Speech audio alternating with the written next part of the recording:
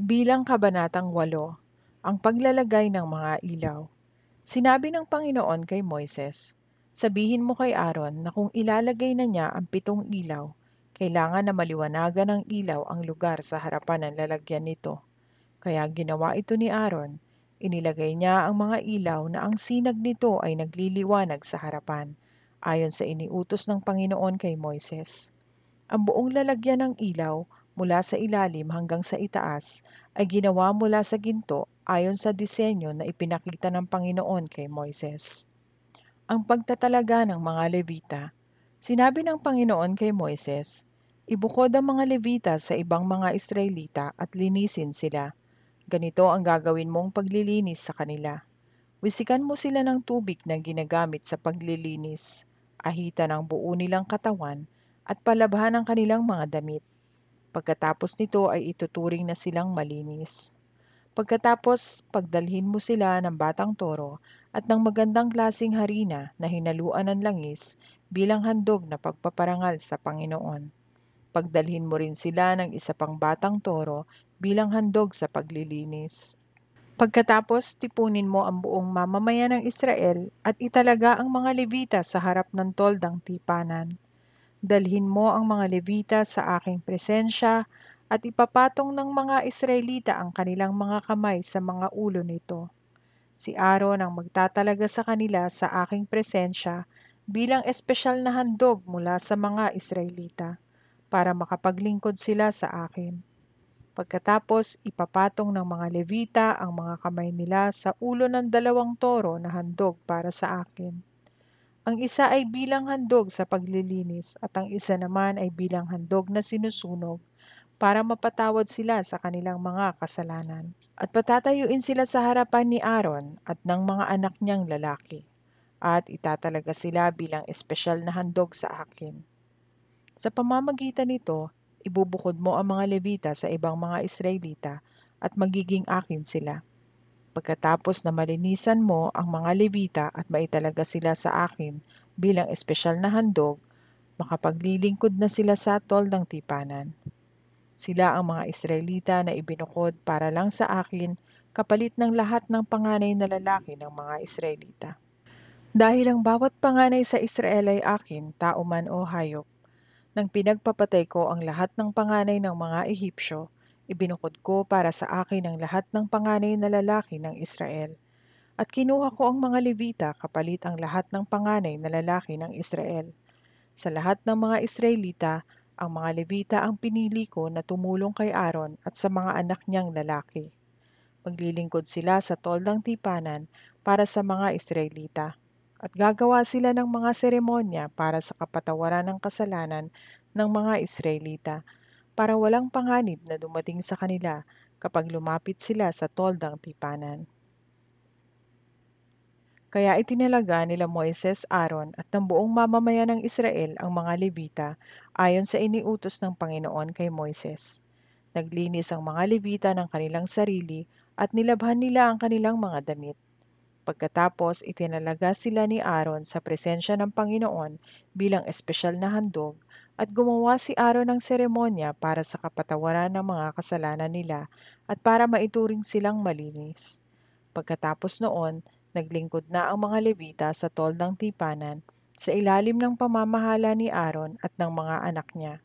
Kaya ginawa nila sa mga Levita ang iniutos ng Panginoon kay Moises. Sinabi ng Panginoon kay Moises, para sa mga Levita ang mga tuntuning ito.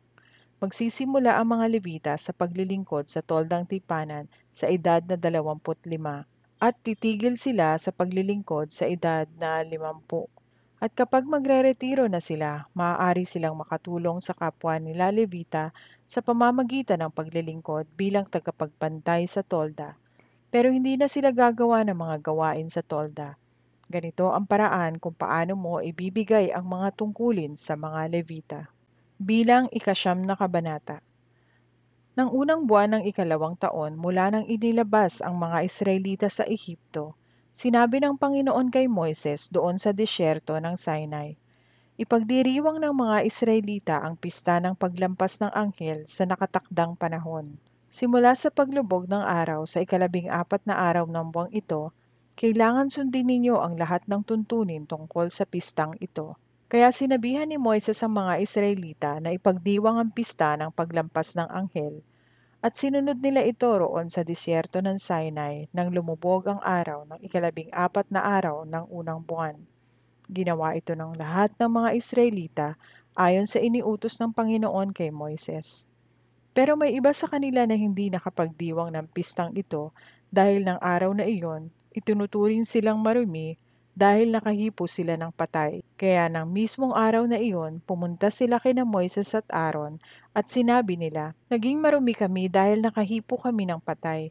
Pero bakit ba hindi kami pinapayagan sa pagdiwang ng pistang ito at sa pag-aalay ng mga handog sa Panginoon kasama ng ibang mga Israelita sa naitakdang panahon?" Magot si Moises sa kanila, "Maghintay muna kayo hanggang sa malaman ko kung ano ang iuutos ng Panginoon sa akin tungkol sa inyo." Sinabi ng Panginoon kay Moises, "Sabihin mo sa mga Israelita na kahit sino sa kanila o sa kanilang mga lahi na naging marumi dahil sa paghipo ng patay o dahil bumiyahe siya sa malayo, makakapagdiwang pa rin siya ng pista ng paglampas ng anghel. Ipagdiriwang nila ito pagkalipas ng isang buwan simula sa paglubog ng araw sa ikalabing-apat na araw ng ikalawang buwan.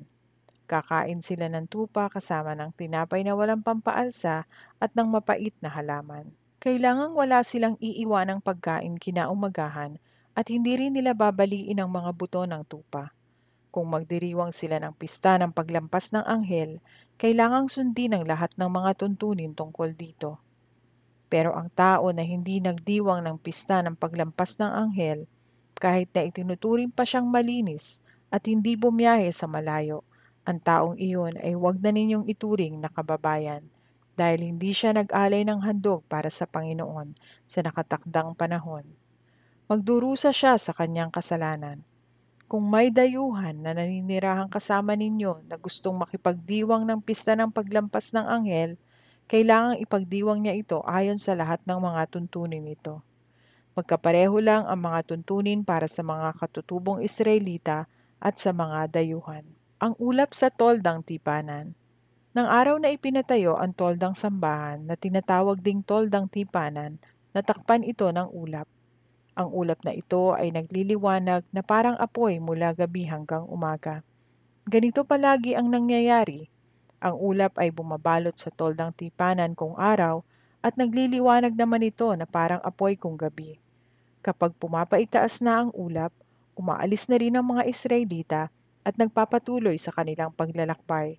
At kung saan tumitigil ang ulap, doon sila nagkakampo. Kaya naglalakbay at nagkakampo ang mga Israelita ayon sa utos ng Panginoon. Hindi sila naglalakbay habang nasa ibabaw pa ng tolda ang ulap. Kahit magtagal ang ulap sa ibabaw ng tolda, naghihintay lang sila sa utos ng Panginoon at hindi sila umaalis. Kung minsan mga ilang araw lang ang ulap sa ibabaw ng tolda, kaya nananatili rin doon ang mga tao ng ilang araw. Pagkatapos, aalis ulit sila ayon sa utos ng Panginoon. Kung minsan na may nananatili lang ang ulap sa ibabaw ng tolda ng isang gabi at pumapaitaas na ito kinaumagahan at nagpapatuloy sila sa paglalakbay. Araw man o gabi, naglalakbay ang mga Israelita sa tuwing pumapaitaas ang ulap. Kung nananatili ang ulap sa ibabaw ng tolda ng 2 araw o isang buwan o isang taon, ganoon din katagal nananatili ang mga Israelita sa kanilang kampo. Kaya nagkakampo at naglalakbay ang mga Israelita ayon sa utos ng Panginoon. At sinunod nila ang mga utos ng Panginoon sa pamamagitan ni Moises.